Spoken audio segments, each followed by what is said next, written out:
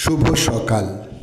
আজ ৩রা ফাল্গুন ১৪৩১, ইংরাজির ১৬ই ফেব্রুয়ারি ২০২৫। কিউবা বিপ্লবের প্রধান নেতা ও সমাজতান্ত্রিক বিপ্লবী ফিদেল কাস্ত্রো ১৬ই ফেব্রুয়ারি ১৯৫৯ প্রধানমন্ত্রী পদে বসেন। ২রা ডিসেম্বর ১৯৭৬ পর্যন্ত তিনি ওই পদেই ছিলেন। সিপাহী তথা মহাবিদ্রোহের একজন বিদ্রোহী নেতার নাম তাঁতিয়া টোপি। আজ তাঁর জন্মদিন। সময়টা ১৮১৪। তিনি ব্রিটিশদের বিরুদ্ধে পূর্ণ শক্তি নিয়ে লড়াই করেছিলেন, কোনো যুদ্ধ সামগ্রী ছাড়াই, কোনো বিশ্রাম ছাড়াই। তিনি তাঁর সৈন্যবাহিনী নিয়ে লড়াই করেছিলেন। ১৬ই ফেব্রুয়ারি ১৮২২ পূর্ব কলকাতার সুরা বর্তমান বেলিয়াঘাটায় জন্মগ্রহণ করেন রাজা রাজেন্দ্রলাল মিত্র। তিনি ছিলেন প্রথম আধুনিক ভারততত্ত্ববিদ, পুরাতত্ত্ববিদ, সমালোচক, প্রাবন্ধিক ও বাংলায় জন্মগ্রহণকারী বিজ্ঞানসম্মত ইতিহাস চর্চার অন্যতম পথিকৃৎ।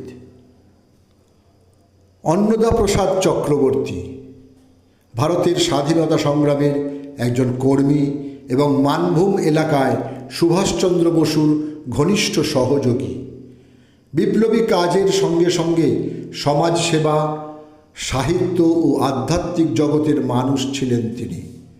১৬ই ফেব্রুয়ারি ১৯০৪ পুরুলিয়ায় রামচন্দ্রপুরে তাঁর জন্ম হয়। ১৬ই ফেব্রুয়ারি ১৯১১ বর্তমান বাংলাদেশের ফরিদপুরের মঠবাড়ি এলাকায় জন্মগ্রহণ করেন অমিতা ঠাকুর। পিতা রবীন্দ্রকাব্য সমালোচক অজিত কুমার চক্রবর্তী। বৈবাহিক সূত্রে অমিতা ঠাকুর ছিলেন রবীন্দ্রনাথ ঠাকুরের নাতবউ। তাঁর বিবাহেই রবীন্দ্রনাথ লিখেছিলেন, এসো আমার ঘরে, এসো আমার ঘরে।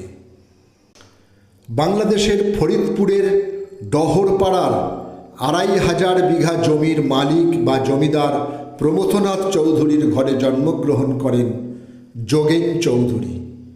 আজ তাঁর জন্মদিন। সময়টা ১৯৩৯। বিংশ শতাব্দীর শেষ ভাগে আবির্ভূত একজন বাঙালি চিত্রকর ছিলেন তিনি। সমাজ ও রাজনীতির কদর্য বিষয় নিয়ে ব্যঙ্গাত্মক চিত্র এঁকে তিনি জনপ্রিয়তা অর্জন করেছিলেন। ভারতের স্বাধীনতা আন্দোলনের একজন অন্যতম ব্যক্তিত্ব এবং অগ্নিযুগের বিপ্লবী কালীপদ মুখোপাধ্যায়ের আজ প্রয়াণ দিবস। ১৬ই ফেব্রুয়ারি ১৯৩৩ ঢাকা কেন্দ্রীয় কারাগারে তাঁর ফাঁসি হয়। দাদা সাহেব ফালকে একজন ভারতীয় চলচ্চিত্র পরিচালক ও প্রযোজক। তিনি ভারতীয় চলচ্চিত্রের জনক ছিলেন।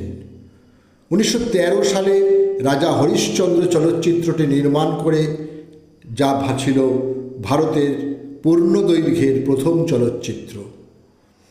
এরপর তিনি ৯৫টি পূর্ণদৈর্ঘ্য ও ২৬টি স্বল্পদৈর্ঘ্যের চলচ্চিত্র নির্মাণ করেন। ১৬ই ফেব্রুয়ারি ১৯৪৪ ৭৩ বছর বয়সে বম্বের নাসিকে তিনি শেষ নিঃশ্বাস ত্যাগ করেন। ভারতীয় বাঙালি তাত্ত্বিক পদার্থবিজ্ঞানী ও জ্যোতির্বিজ্ঞানী মেঘনাদ সাহার আজ প্রয়াণ দিবস। ১৬ই ফেব্রুয়ারি ১৯৫৬ ৬২ বছর বয়সে দিল্লিতে তিনি প্রয়াত হন। তিনি তাত্ত্বিক পদার্থবিজ্ঞানে তাপীয় আয়নীভবন তত্ত্ব প্রকাশ করেন। তাঁর আবিষ্কার সাহা আয়নীভবন সমীকরণ নক্ষত্রের রাসায়নিক ও ভৌত ধর্মগুলোকে ব্যাখ্যা করেছে এবং ব্যাখ্যা করতে এই তত্ত্ব অপরিহার্য। বাঙালির জাতীয় আন্দোলনে বহু নেতার পরামর্শদাতা ছিলেন সাহিত্যিক, সম্পাদক ও সাংবাদিক হেমেন্দ্র প্রসাদ ঘোষ। আজ তাঁর মৃত্যুদিন। সময়টা ১৯৬২। ১৯০৬ অরবিন্দ ঘোষ, শ্যামসুন্দর চক্রবর্তী ও বিপিনচন্দ্র পালের সঙ্গে তিনি বন্দে মাতরম পত্রিকা প্রকাশ করেছিলেন। বলরামের ক্রীড়া নৈপুণ্য সম্পর্কে মন্তব্য করতে গিয়ে তার প্রাক্তন সতীর্থ সুকুমার সমাজপতি বলেন, পিকে, চুনি, বলরাম নিঃসন্দেহে ভারতীয় ফুটবলের ব্রহ্মা বিষ্ণু মহেশ্বর।